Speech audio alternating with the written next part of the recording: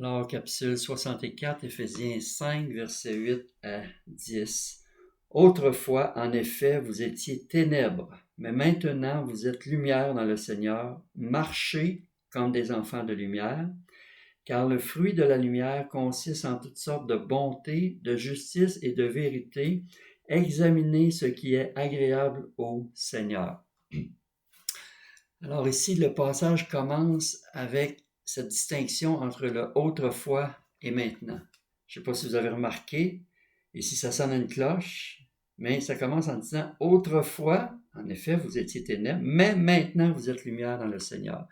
Cette différence-là entre le autrefois et le maintenant, on l'a vu déjà au chapitre 2, lorsque Paul disait que autrefois vous marchiez selon le train de ce monde, mais Dieu, il nous a fait naître à nouveau avec Christ. Il y a un maintenant qui est différent d'avec l'autrefois. Puis, au chapitre 2, verset 11, il disait autrefois vous païens. Et là, au verset 13, il disait maintenant, vous qui autrefois étiez loin, êtes devenus proches. Donc, il y a ce changement entre le autrefois et le maintenant. Et ici, au chapitre 5, verset 8, le changement entre le autrefois et le maintenant est sous le symbole de la lumière. Autrefois, vous étiez ténèbres, maintenant vous êtes lumière. Vous êtes passé de ténèbres à la lumière pour marquer ce transfert par lequel on a passé. Et comme il est dit dans Colossiens 1, versets 12 et 13, il dit de rendre grâce au Père à cause de ça. Rendez grâce au Père qui vous a rendu capable d'avoir part à l'héritage des saints dans la lumière. Comment il a fait ça? Il nous a délivrés de la puissance des ténèbres et nous a transportés dans le royaume du Fils de son amour. C'est comme ça que le transfert s'est fait. C'est quelque chose que Dieu a fait. Il nous a transférés d'un royaume à un autre. Avant, on était sous la domination du royaume de Satan, autrefois, mais maintenant, on est sous la domination du royaume de Christ. Et c'est important de pouvoir le dire, de faire la différence. Sinon, Paul disait au verset 5 de notre chapitre que les idolâtres n'ont aucune part dans le royaume de Christ et de Dieu. Donc, si on ne peut pas dire qu'il y a une différence entre l'autrefois et le maintenant, on est vraiment malheureux. Au contraire, si on peut dire qu'il y a une différence entre autrefois et maintenant, on pourrait faire une nouvelle béatitude puis dire heureux ceux qui peuvent séparer leur vie entre le autrefois et le maintenant. Mais si on ne peut pas le faire, on est parmi les plus malheureux des hommes, parce qu'on n'appartient pas au royaume de Dieu.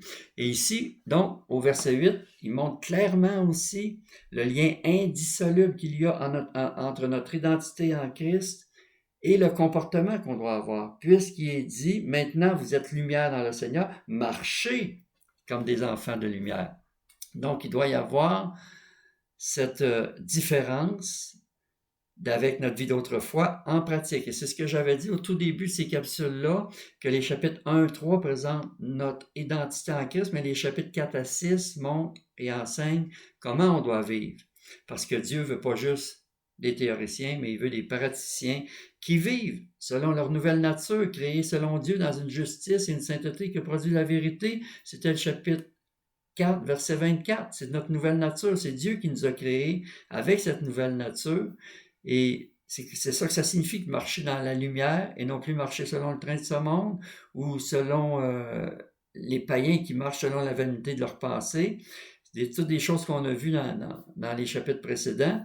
Mais maintenant, on doit marcher d'une façon que Paul va appeler au tout début de la partie pratique, chapitre 4, verset 1, une manière digne de la vocation. Paul dit, je vous exhorte donc, moi, le prisonnier dans le Seigneur, à marcher d'une manière digne de la vocation qui vous a été adressée. Chapitre 4, verset 1, tout premier verset de la partie pratique. Donc, c'est important. Et ici, marcher d'une manière digne, au verset 9, ça nous dit que ça consiste en toutes sortes de bonté, de justice et de vérité. C'est ça, marcher d'une manière qui est agréable au Seigneur. Verset 10, examiner ce qui est agréable au Seigneur. Mais justement, c'est ça. C'est ce que le verset 9 nous dit, ce qui consiste en toutes sortes de bonté, de justice et de vérité. Parce que Dieu nous a rendus capables de marcher comme ça. Il nous a donné la capacité en nous transférant, mais il ne fera pas notre place, ce qui nous donne la responsabilité de faire, parce que c'est notre responsabilité. Le Nouveau Testament, constamment, met en évidence ou met l'emphase sur le partenariat qu'il doit y avoir entre nous et Dieu. à partir de ce que Dieu a fait, on a une réponse en tant que croyant à donner, et c'est ça qui est agréable au Seigneur. Et d'ailleurs, dans Philippiens 2, versets 12 et 13, c'est un des passages clés par rapport à cette question-là du partenariat entre nous et Dieu. Quand il est dit au verset 12, chapitre 2, verset 12 de Philippiens, on revient toujours à l'idée que Éphésiens, Philippiens, Colossiens, c'est 3 épîtres parallèles qui ont été écrits quand Paul est en prison. Donc, ils ont beaucoup d'idées qui se corroborent. Ainsi, mes bien-aimés, comme vous avez toujours obéi, travaillez à votre salut avec crainte et tremblement, non seulement en ma présence, mais bien plus encore quand je suis absent, car c'est Dieu qui produit. C'est Dieu qui produit. Vous travaillez, mais c'est Dieu qui produit en vous le vouloir et le faire selon son bon plaisir. C'est son bon plaisir, c'est ce qui lui est agréable. Examinez ce qui est agréable au Seigneur, qu'on vient de lire dans Éphésiens, dans notre passage. Mais c'est ce qui est selon son bon plaisir. Donc ici, dans Philippiens, par exemple, Dieu nous appelle à mettre notre salut en œuvre, un salut qui nous a déjà été donné par la nouvelle naissance, mais la nouvelle naissance, c'est pas le but de la vie chrétienne, c'est le commencement. Ce n'est que le commencement. Et oui, Dieu nous appelle maintenant à le mettre, à le développer, à le mettre au profit, et il nous donne le vouloir et le faire, c'est lui qui, ça vient de lui. Quand on a un désir, c'est parce que c'est Dieu qui le met, c'est ça le vouloir, mais il nous donne aussi la capacité, il nous donne le faire. Alors si on ne le fait pas, c'est pas à lui que revient la responsabilité, c'est à nous, parce que lui nous donne le vouloir et le faire, nous donne le désir, puis nous donne la capacité de le faire, mais c'est vraiment nous, c'est pour ça que dans Éphésiens 3, 20, Paul faisait sa prière en disant, « Or à celui qui peut faire, encore lui, par la puissance qui agit en nous, encore nous, qui doit agiter cette puissance-là. » Un peu comme Paul a dit à Timothée, je t'exhorte à ranimer la flamme du don de Dieu que tu as reçu par l'imposition de mes mains, parce que ce n'est pas un esprit de timidité que nous avons reçu, mais un esprit de force, un esprit qui est capable de force, d'amour et de sagesse.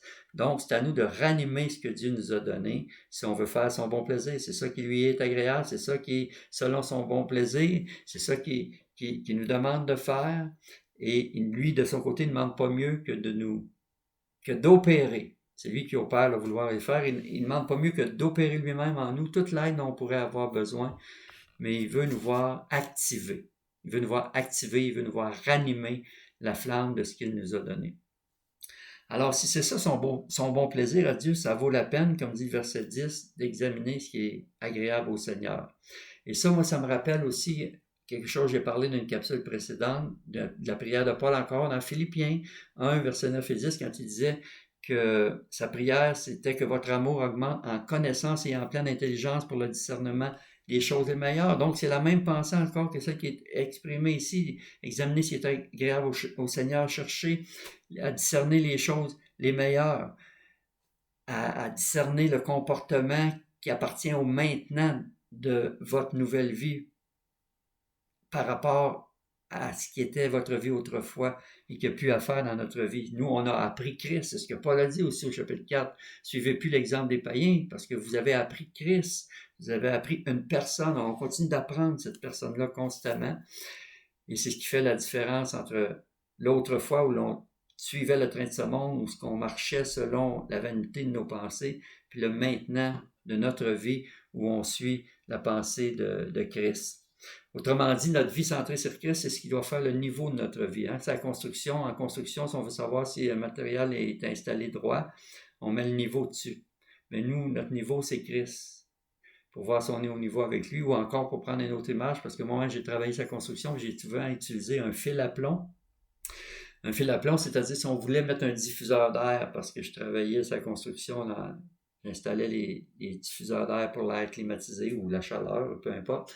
Mais si on voulait qu'il sorte à un tel endroit au plafond, bien, au début, quand on voulait amener notre matériel à la bonne place, on faisait un X au plancher, puis quelqu'un en haut, dans une échafaud sur le plafond en haut, pouvait prendre avec une ligne à plomb, laisser descendre le plomb en tenant la corde, puis là, quand le plomb en bas arrivait juste sur la croix, on savait qu'on était droit vis-à-vis, on faisait un autre croix en haut, puis là, on savait où est-ce qu'on devait percer un trou afin d'installer notre diffuseur d'air pour qu'il soit centré exactement où il devait arriver.